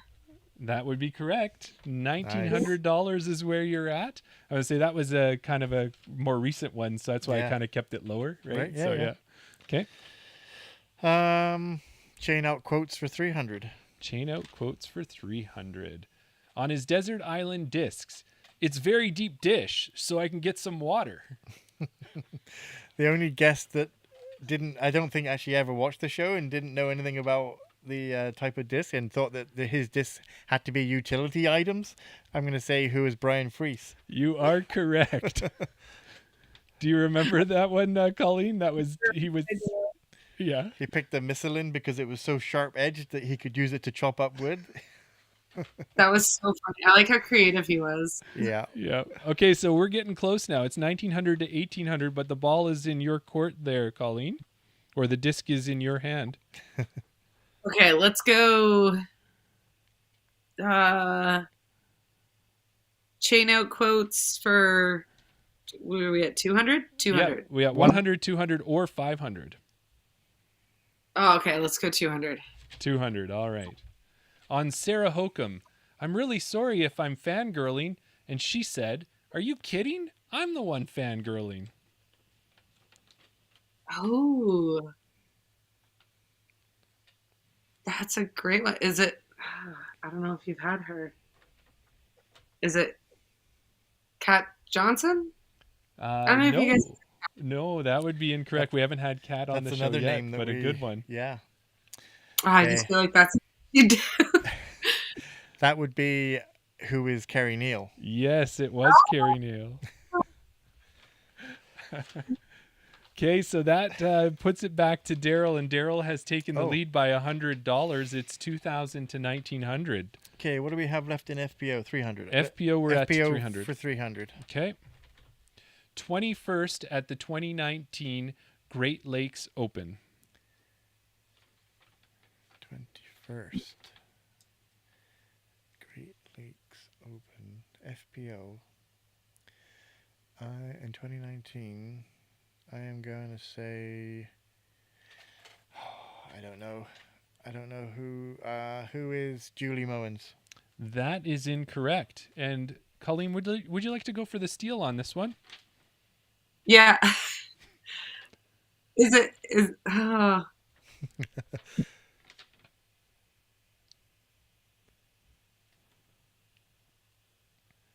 should be. Is it who is Colleen? Yes, it would be Colleen McInnes. I was worried if you got that one wrong. You had to second guess yourself there. I was like, I was like, for sure it's me or Sandy, or like possibly there was someone else I can't remember. But then I was like, wait, that wasn't me. I didn't come 21st. No. You did. You did. And now you are actually a little higher than 21st with $2,200 over Daryl's 2,000. So Where would you like to go, Daryl? No, it's Colleen. Oh, is this Colleen's choice? Yeah, you chose that one. Sorry. Okay, FPO finishes 400? Yep, 400. 400 is 22nd at the 2006 U.S. Women's Disc Golf Championships. Again, they have been on the show before. I don't know that she's been playing this song. But who is Christy Lee? Oh, Christy Lee's a good guess because we did have her on We the show, did, but that yeah. is incorrect. I'm going to say, who is Karen Martell? That is incorrect as well. The Oh. correct answer is Carrie Neal again. There you go. Well, that other one was for a quote. Carrie crushed it. Yeah. That was the thing because Carrie, she still plays and she still plays quite well. Yeah. But when she was playing at the FPO level, she was doing some good things. Yeah, eh? yeah. Okay. What do you? This will be back to Colleen, right? Nope, me now. No, you. No. Okay. At least you're keeping track. Okay, go ahead. What do we have left in chain out quotes? Chain out 1, quotes. 2, and 5? We have 1 and 5. Oh, just 1 and 5. All right, let's go big. Go 500. Chain out 500. quotes. On how to calm the nerves. Personally, I enjoy mango. Other people enjoy strawberry or banana or blueberry. That's a $500 question. It's an amazing question. It's worth $500 for sure. Who is Nico Forbes? That is correct. I know it may not have been hard, but it was worth that amount Yeah, of money. exactly. That was a great quote from a great episode. Yeah. Just the way that he was so well spoken about everything. Every answer was on point, perfect. And then the way that he had to justify, I like mango, but you might like banana, you might like blueberry. Want anyone to feel sad about their choices? He's so cute. Yeah. Yeah. Okay. Back to you. So back to you, Colleen. What we have is we have $500 on the FPO finishes, and we have the entire catchphrase column. That's And 100 on the Not catchphrase, Desert Island Discs. Oh, sorry, on the Desert Island Discs. We have all 5, and then 100 is left on the chain out guest quotes. Let's do the 500 for FPO finishes. Okay. It's that row. 8th at the 2018 Memorial. Mm.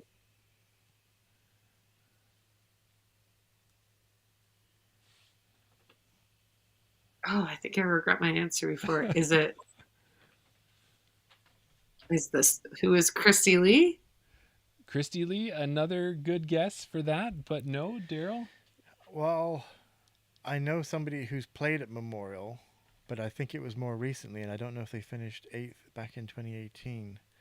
Oh, I'm going to say, who is Joe Henderson? No, that is incorrect. But it sounds like before we reveal, Colleen, just because you might have another guess, did you want to throw it out there before we reveal? well, I thought maybe it was Julie Mowens, but then I was like, I don't know if she was playing in 2018, but I think I was like, why didn't I guess her? I don't know. Should we have a look and see The if we're correct right? answer is Sandy Hendel. Oh, of course. Worst. Well, and that was Sandy's highest finish on a major or elite event was 8th at Memorial. It's always easy when you know the answer, right? And it makes so much sense. Oh, I might have been there at that memorial. I don't know. So now we've just got 1 to 500 on Desert Island Discs. And we have 100 for chain out guest quotes. All right, let's go 200 for Desert Island Discs. 200 for Desert Island Discs. Crave, Relay, and Adam. Goodness. Crave. So all MVP. Who threw a Crave and an Adam? See, I want to see MVP leans me towards Gabby Lee, but I don't think she picked the relay. I think she would have picked the detour. Who else throws all MVP? Crave, relay. Because I can't really think of another answer, I'm going to say who is Gabby Lee. You are correct. Oh, that it was was Gabby Lee's. That was before her detour came out. Oh, I thought. Yeah, Oh, I thought okay. it was- Yeah. Was that who you were thinking too? Oh, what happened there? Yeah. Why is it going? Go home. There you go. I That's think we weird. might have revealed one, so that would be an easy one for Colleen to pick if she was Well, watching the quick thing Well, there. it didn't say what number it was. Okay. So Colleen, which would you like? Do you want chain out guest quotes for 100 or everything but It may have been- 200? It may in have been Desert the Island 500. Discs? I'll be honest and say. I think it was the 300. We'll do Desert Island for 300. All right, Desert Island Discs for 300. Ah, PD, Oh. MD3, and P3X. Oh, I feel so cheap about this, but it was so Miguel. good. Yes, because you knew that Miguel throws Discmania, so of course it was him. I was like, oh, just meaning it. Totally got to be Miguel. Exactly. Good, Okay. good shout. So go ahead there, Daryl. Okay. All right. Well, then I'll go 400. Desert Island Discs for 400. Neptune Splash, Innova Mamba, and Infinite Tomb. There's only one person that I know that has mentioned Neptune Splash, and that would be somebody whose name, you know who this person is, Jeremy. Mm-hmm. I know who this person is. Okay. We just need to say what this person's name is. Oh, he's trying to stall here, Colleen. What's his name? You're going to run out of time here. We need to guess in the next 5 And seconds. who is Andy Seawright? Yes, that is the correct answer. Andy Seawright from Queer Disc Golf. Those were his choices, or their choices. I was so ready to steal. Did you know that one? Yeah. Oh, of course, Well- that's the one you knew, right? And he's partnered with Neptune a lot. So Yeah. Okay. Yeah. of all the That's what it was. who threw Neptune, I know Andy does. So. So what? Just give us a quick So rundown. at the scores right now, we're at $3,100 for Daryl, $2,500 for Colleen, and then Colleen, we have 500 left in Desert Island Discs, 100 left, and we have 100 left in Chain Out Guest Quotes. Okay, let's do 100 for Desert Island. Do the slow burn. See what Okay. happens. Firebird, Firebird, Firefly.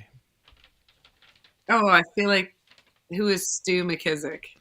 Oh, I'm sorry, that is not the correct answer, but This is a bit of a local. yeah, this is maybe Local that's legend, why it's on the local low bird. Yeah. hanging fruit. That would be who is Tim Plamondon, That is correct. So Edmonton president. but don't or worry, former there Ed- is Final Jeopardy where you're going to be able to bet your money, but we're at 3,200 to And 2,500. it's my go. And your go. There's a 100 left and there's a I'll go. 500. 100 for chain out quotes. Okay.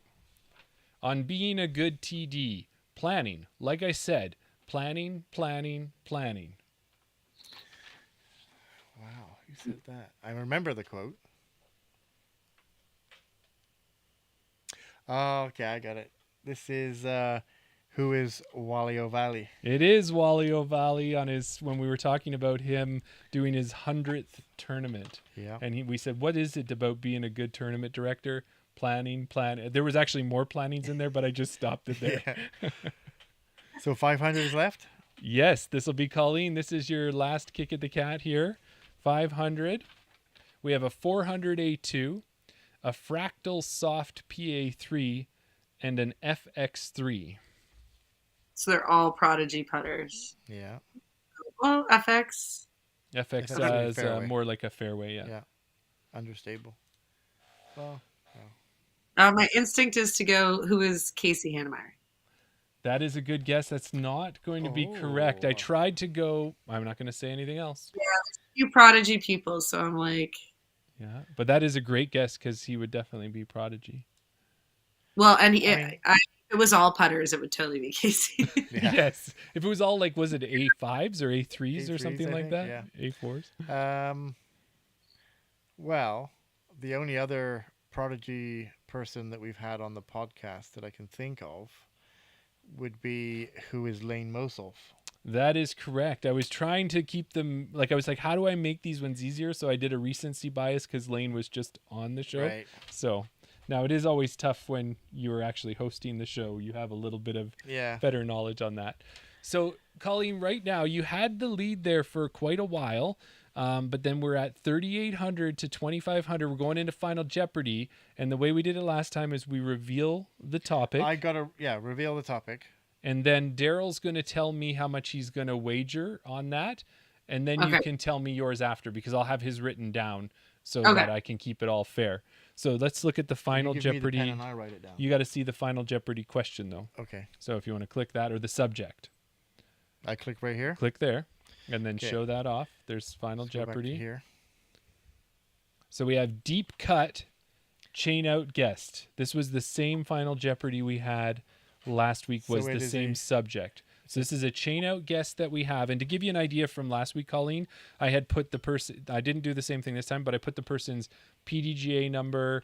I put some of their wins. I put one of their wins in 2024, like one of their more prominent wins.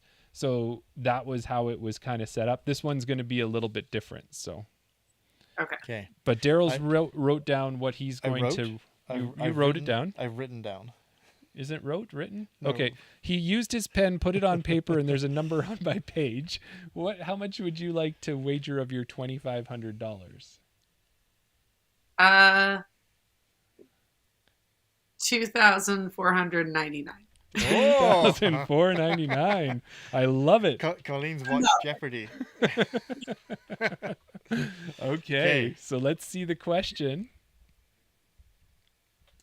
So what we have, you got to show it. Oh, sorry, I forgot. We're on the wrong screen. Or sorry, not the question, the answer. Yeah. Latitude 64. So you don't answer. So Colleen doesn't answer. I write down my answer, and then she answers. That's right. Yeah. So we have Latitude 64, purple, dolphin reading a book sticker. Daryl, you can write down your answer when you're ready. Oh.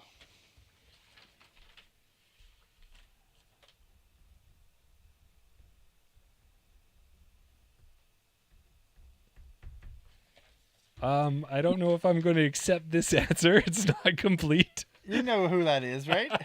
I do know who it is. Okay. Okay, Colleen, would you like to go ahead and let us know who you believe is the correct person here we're looking for? Okay, who is Brooklyn O'Krafka? That is correct. You've wagered $2,499. That's going to put you at is that right? Yeah, $4,999. And Daryl, let's reveal, who did you choose? I chose Brooklyn OK. Brooklyn OK. Yes, Brooklyn you did. O'Krafka. So we're going to add, and how much did you wager? You wagered $800. That's going to put you at $4,600, making Colleen the Jeopardy winner.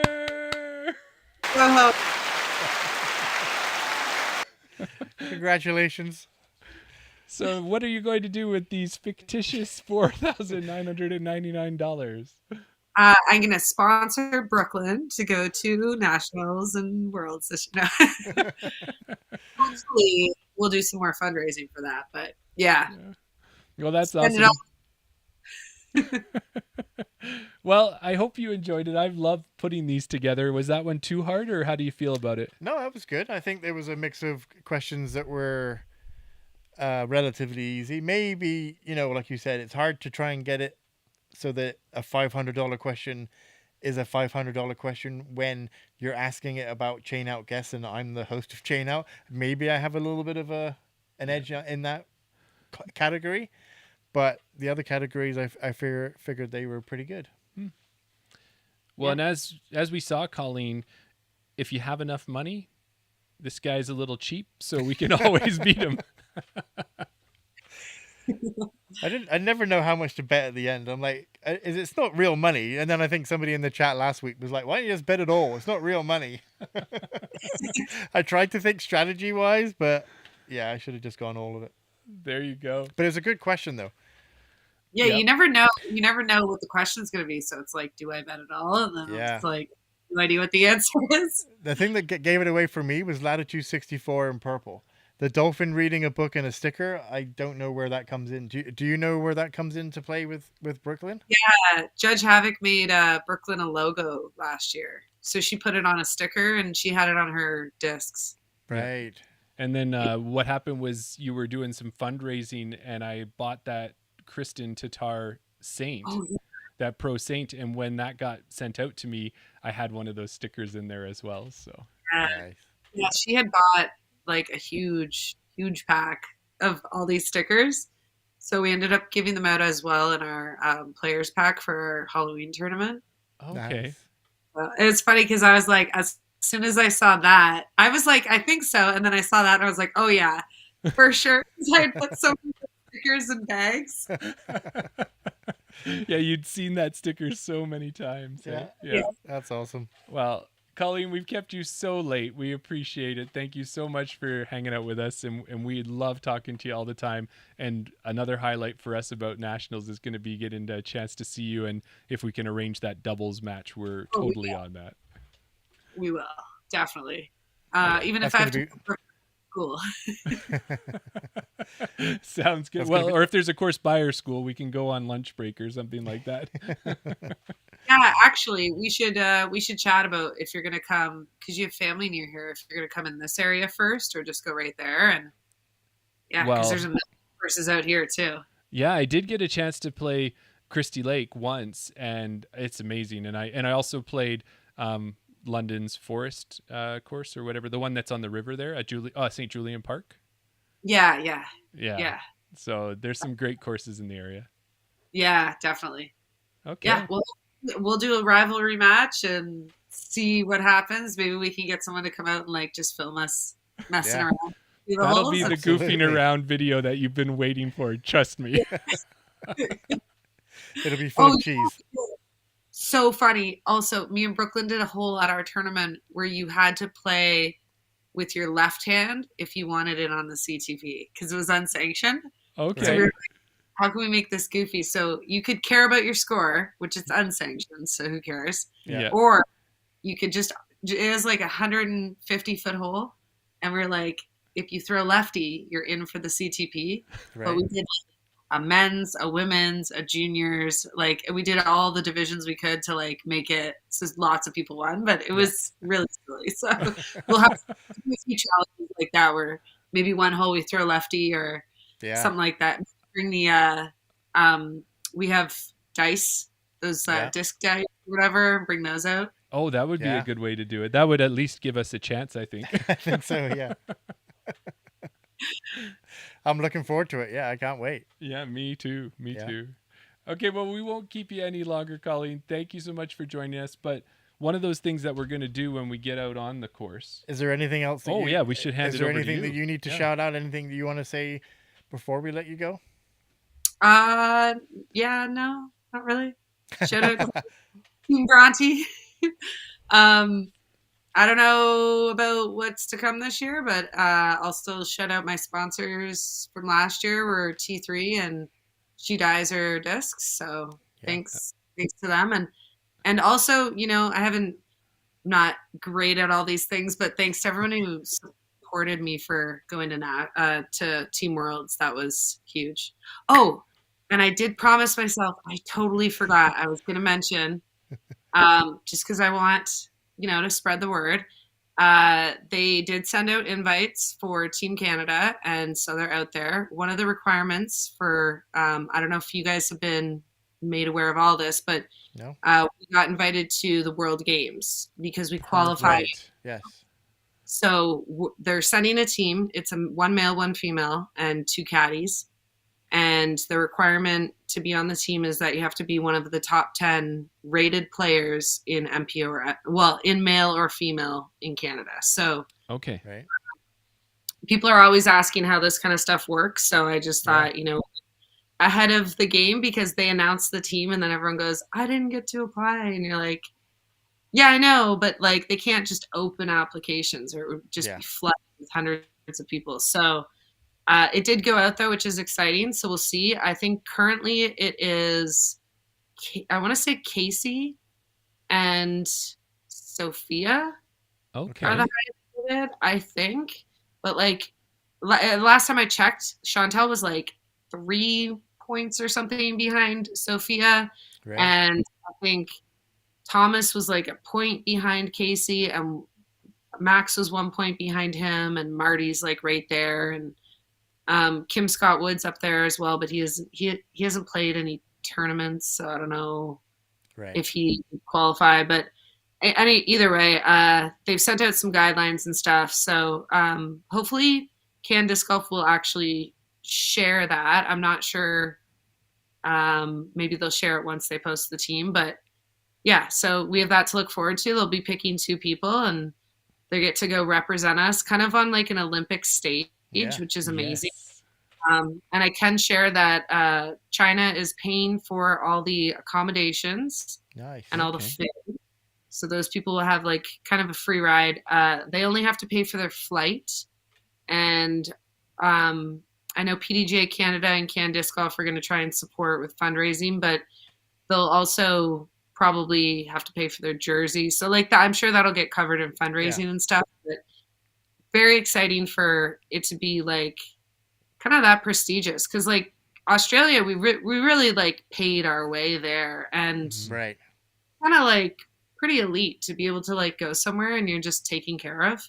Yeah. Yes. So that's going to be thrilling for whoever goes. So I'm very excited. If you see anyone out there watching, see any advertising for support, please do, because whoever goes is going to need it. So Yeah. Definitely. Who was we speaking to? Was it Brian Henniger that said Yes. that when we were talking about WIFDIF, that maybe they didn't do as much as they should have done for sponsoring the players? It was left a little bit late to get the discount and things like that.